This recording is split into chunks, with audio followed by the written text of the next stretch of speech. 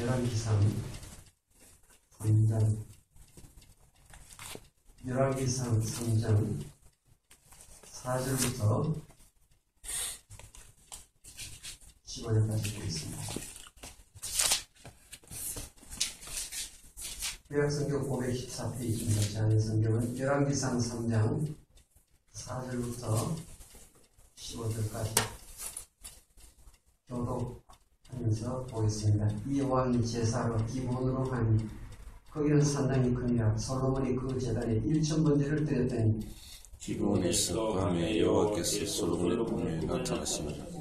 하나님이 이르시되 내가 네게 무엇을 줄고 너는 구하라. 솔로몬이 이르되 주의 종 내 아버지 다윗이 성실과 공의와 정직한 마음으로 주와 함께 주 앞에서 행함으로 주께서 그에게 큰 은혜를 베푸셨고 주께서도 그를 위하여 이 큰 은혜를 항상 주사 오늘과 같이 그의 자리에 앉을 아들을 그에게 주셨나이다. 나의 하나님 여호와여, 주께서 종으로 종의 아버지 다윗을 대신하여 왕이 되게 하셨사오나 종은 작은 아이라 출입할 줄 알지 못하고 주께서 택하신 백성 가운데 있나이다. 그들은 큰 백성이라 수요가 많아서 셀 수도 없고 기록할 수도 없사오니 누가 주의 이 많은 백성을 재판할 수 있사오리까. 듣는 마음을 종에게 주사 주의 백성을 재판하여 선악을 분별하게 하옵소서. 솔로몬이 이것을 보아니 그 말씀이 주의 마음에 든지라. 이에 하나님이 그에게 이르시되 내가 이것을 구하도다. 자기를 위하여 장수하기를 구하지 아니하며 부도 구하지 아니하며 자기 원수의 생명을 멸하기도 구하지 아니하고 오직 송사를 듣고 분별하는 지혜를 구하였으니 내가 네 말대로 하여 네 지혜롭고 총명한 마음을 주리. 내 앞에도 너와 같은 자가 없었거니와 내 뒤에도 너와 같은 자가 일어남이 없으리라. 내가 또 내게 구하지 아니한 부귀와 영광도 내게 주노니 내 평생의 왕들 중에 너와 같을 자가 없을 것이라. 내가 만일 내 아버지 다윗이 행함 같이 내 길로 행하면 내 법도와 명령을 지키면 내가 또 내 날을 길게 하리라. 솔로몬이 깨어보니 꿈이더라. 이에 예루살렘에 이르러 여호와의 언약궤 앞에 서서 번제와 감사의 제물을 드리고 모든 신하들을 위하여 잔치하였더라. 아멘. 하나님 아버지 감사합니다. 깨워주시고 새벽 기도하기 위하여 예배당에 가서 엎드려야 되겠다는 이런 착한 마음을 선물로 주셔서 감사합니다. 이 아침에 말씀을 통하여 깨닫고 마음껏 기도하고 벼쓰기를 원합니다. 하나님의 뜻을 분별하는 복된 시간 되게 해 주시옵소서. 예수님의 이름으로 기도하옵나이다. 아멘.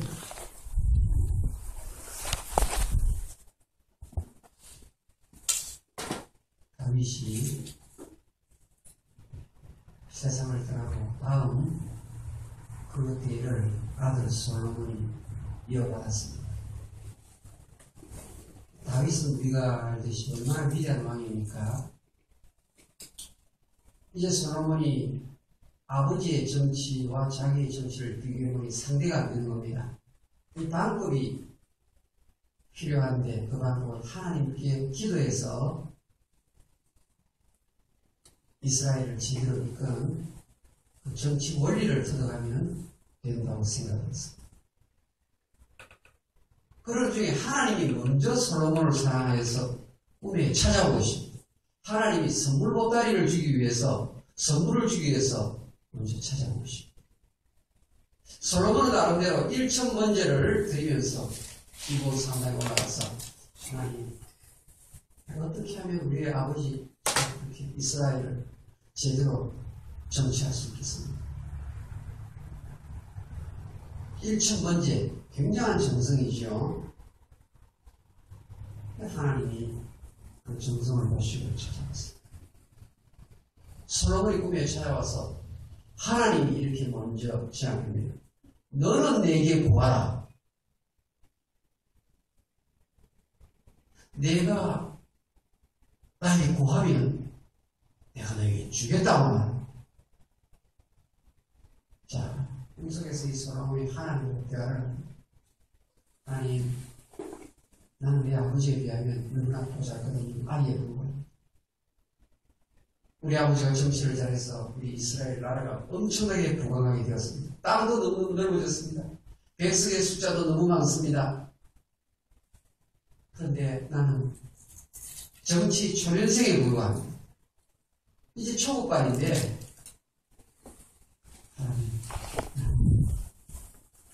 지혜를 선악을 분별하는 지혜가 필요해요. 하나님 나에게 지혜를 주십시오. 하나님께서 이 솔로몬의 기도를 듣고 깜짝 놀랐습니다. 많은 사람들은 이 땅에서 오래 살게 해달라고 장수를 구하잖아요. 또 어떤 사람은 부자 되게 해달라고 구하지 않습니까?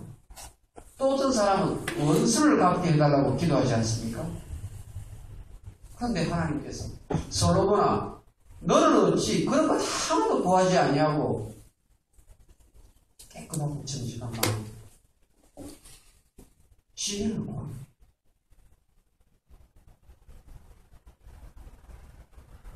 너가 구하지 아니한 부와 기와 명예를 다 주겠다. 그러니까 지혜를 내가 너에게 선물로 줄 뿐만 아니라 보너스까지 내가 너에게 줍니다. 그렇게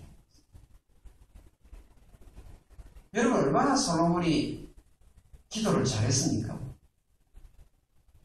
다른 무엇보다도 지혜를 구했으니까 하나님이 엑셀런트한 기도 제목 가지고 나에게 나와갖고 내가 너에게 그 지혜를 주겠다고 했습니다. 그런데 한번 보세요. 저는 이 열왕기상 3장을 볼 때마다 늘 제 마음속에 아픔이 있어요. 왜 그런가 하면 그렇게 좋은 기도 제목 가지고 기도해서 하나님이 최고의 선물 보따리를 주었는데 지혜를 받고부터는 행동이 엉망입니다. 생각보다 많은 분들이 새벽기도 와가지고 기도는 엄청나게 잘했어요. 그래서 하나님이 그것을 응답해 주셨습니다. 그런데 그거 받고 나서는 행동이 자기 마음대로예요. 자기 마음대로. 여러분이 솔로몬의 그 통치 말년이 얼마나 하나님의 노를 격발케 하는 그런 삶을 살았는지 알 수 있지 않습니까? 기도에서 최고 좋은 거 다 받아놓고, 그렇죠. 다 응답받아. 그 삶은 엉망이에요. 이 말은요, 사람이 나이가 80이 된다고 해서 철드는 게 아니에요.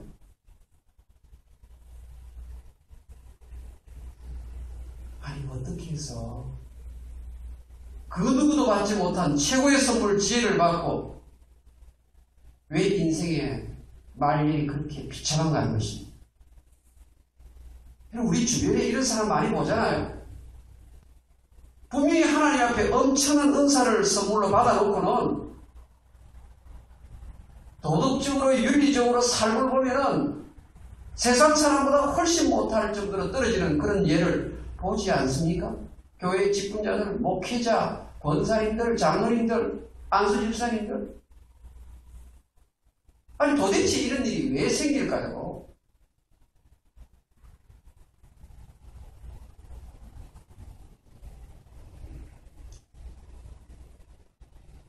성경은요, 하나님의 나라에 삶은 다른 삶이 아니라 지혜롭게 행동하는 그런 사람이 있으면 그 자리가 하나님의 나라라고 말해요. 하나님의 나라 죽어서 가는 천국이 있죠. 그런데 가정 안에서 지혜롭게 말하고 지혜롭게 행동하면 거기가 천국이에요. 직장 속에서 지혜롭게 행동하면 그 직장이 하나님의 나라가 되는 것입니다. 그러니까 우리 일생의 기도 제목이 무엇인가 하면 하나님, 내가 지혜로운 사람으로 살게 해주십시오.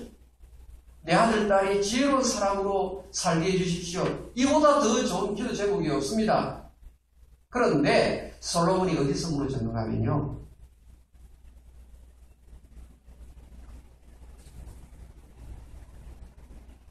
now가 없어요. now라는 말은 현재입니다. 현재. 기도해서 지혜를 받았으면 날마다 깨어서 지혜로운 삶을 살아야 되는데 하나님 앞에 지혜를 선물로 받고 나서는 자기 머리 가지고 사는 거예요. 자기 머리 가지고. 분명히 하나님 앞에 그 엄청난 은사를 받았는데 그 다음부터는 세상 일에 바빠가지고 하나님 앞에 차분하게 물어보는 그런 일이 없다는 거예요. 좀 인생을 슬로우 좀 속도를 늦추면서 살아야 되는데 왜 그렇게 바쁜지 모르겠어요. 그 사람은 항상 뛰어다닙니다. 항상 바빠요. 항상 바쁜데 여러분 바쁜 것이 지혜로운 삶은 아니에요. 좀 스피드를 좀 줄이고 하나님 앞에 다시 물어봐야 돼요. 언제? 현재 물어봐야 돼요. 내가 어느 마켓을 가서 장을 보아야 될 것인가? 마켓이 많잖아. 내 손에 한 달에 내 은행에 들어오는 돈이 얼마인데 이것을 하나님께 구해서 지혜를 얻어서 경제를 꾸려나가야 되는 거예요.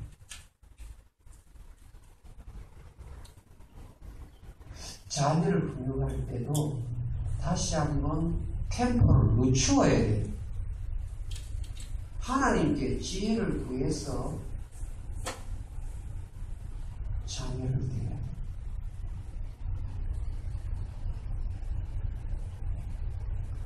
인터넷 접속할 때도 내가 이 인터넷 이 접속을 하면 될까 안 될까를 물어봐야 되는 거예요. 무조건 인터넷 접속하면 인터넷에 얼마나 나쁜 게 많아요. 이메일을 쓸 때도 여러분 내가 쓰는 이메일을 지혜롭게 쓰지 못해서 직장에서 쫓겨나는 경우가 있는 거예요. 이메일 하나 잘못해가지고 인생이 망치는 경우가 생기는 거예요.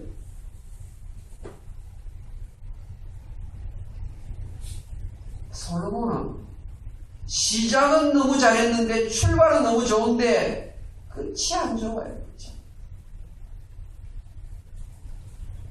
우리 주변에 이런 사람 솔로몬 같은 사람 많이 봐요. 시작은 좀 시원찮은데 끝이 좋은 사람 야고보예요. 야고보. 야고보서 보시면요 지혜가 가득 차 있어요.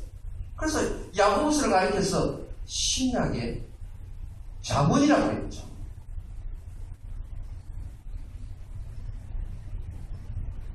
이 야고보는 계속해서 지혜를 하나님 앞에 물으면서 사는 사람.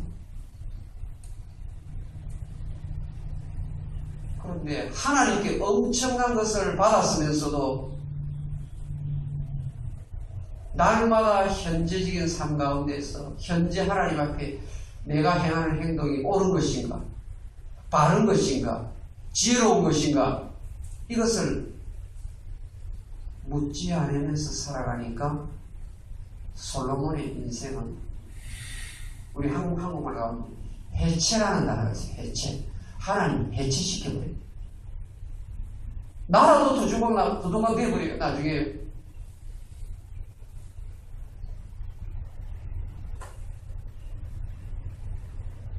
여러분 전 세계 예수님 사람 가운데서 빌리 그레이엄 목사님 하면요 최고의 인생을 3분으로 다 평가를 합니다. 빌리 그레이엄 목사님 말씀도 좋았지만 삶이 너무나 거룩하기 때문에 빌리 그레이엄 목사님 하면 전부 다 가서 고개를 숙입니다. 그런데 빌리 그레이엄 목사님에게 영감을 주고 아이디어를 준 사람이 누군가 하면요 카나다 사람이에요. 카나다 사람. 첫 템플론이라는 사람이에요. 첫 템플론. 이 사람의 성령 충만이 영성이 얼마나 강했던지 이 빌리 그레이엄 목사님에게 청년 때 영감을 주었단 말이에요. 이 사람이 솔로몬 같은 지혜를 가진 사람인데요. 얼마 있다가 기독교 반대 운동하는 대장이 됐어요. 처음에 그렇게 하나님께서 선물을 많이 주었는데 나중에 이 사람의 삶이 형편이 없는 삶으로 해체되고 말았어요.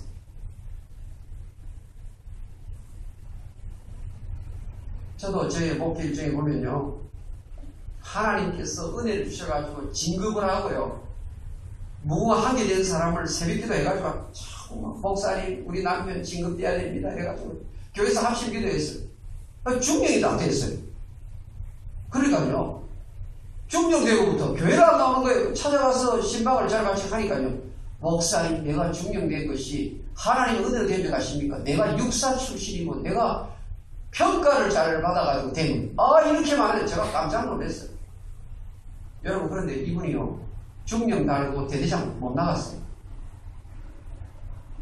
사고 나서요, 소령으로 중령 옷 딱 들고 제대하고 대학 앞에 문방구 차리면서 살았어요.